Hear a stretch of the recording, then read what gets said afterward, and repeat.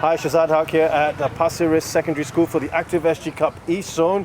As always, we have former players with us, and today we've got the former Singapore international, Isa Halim. Isa, so good to have you with us here at Pasir Ris Secondary. Happy to be here, Sajad. And happy to have you watch all these kids out there playing. Yes, finally, after 2 years, I'm able to see them enjoying and all the smiles in their face. Yeah, they're absolutely delighted to be here. They love their football, but I heard that you didn't really like football when you were a kid. Why was that? Yeah, I mean, it's a funny story because last time I've been always fighting with my grandfather to watch the channels. And during the matches, he will just come and switch the channel without even telling me, and competing the channel. And eventually, I have to give up, and I just sit down there with him and watch the match. And seeing him getting angry for no reason, scolding the referee, the players, and whatnot. Eventually, it grew on to me, and that's where I started playing under the void deck, and that's where I think my journey in football started. Sounds like me and my son actually as well.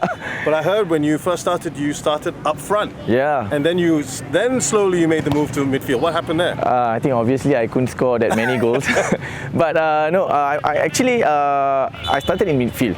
And then one of the game, I started at youth level in Woodland Wellington at 15 years old. One of the coaches moved me up front.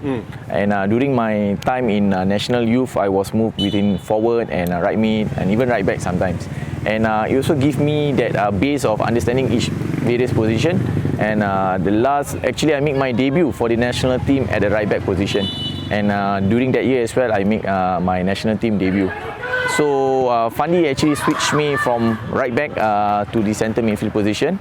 That's where I think I make my name for myself during that period. Absolutely, and I want to ask you, what are the attributes for the kids? What do they need to become a central midfielder? Sorry.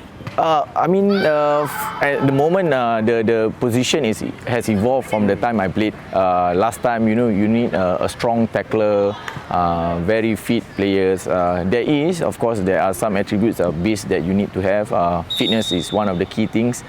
Strong in challenges and able to read tactically. That's the most important thing. But like I said, it has evolved over time, and now you can see defensive midfielder, or the number 6 they call it, are much more comfortable with the ball. They are able to start the attack from the back line. So this is something that the players also must have in terms of technical ability and able to have range of passes for them to build up the attack. You developed a reputation as a tough tackler. You went in hard. How did you feel about that? I mean, to have that kind of nickname and recognition is always an honor.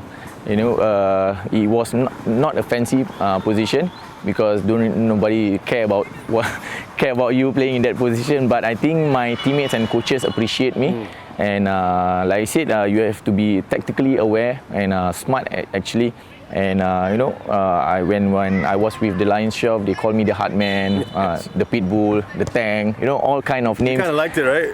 Of course, then when every tackle that you make during the game, the fans cheer, roar with you and all, it spurs you on to do better. But again, it's always an honor to be called that what do you call it? Tough tackling or the Heartman.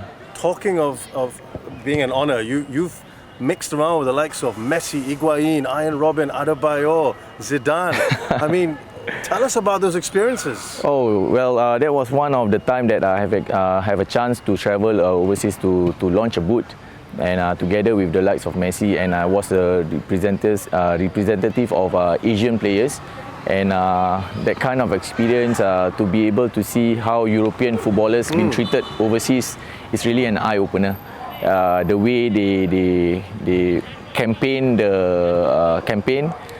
shows that they are a multi-million stars. Of course.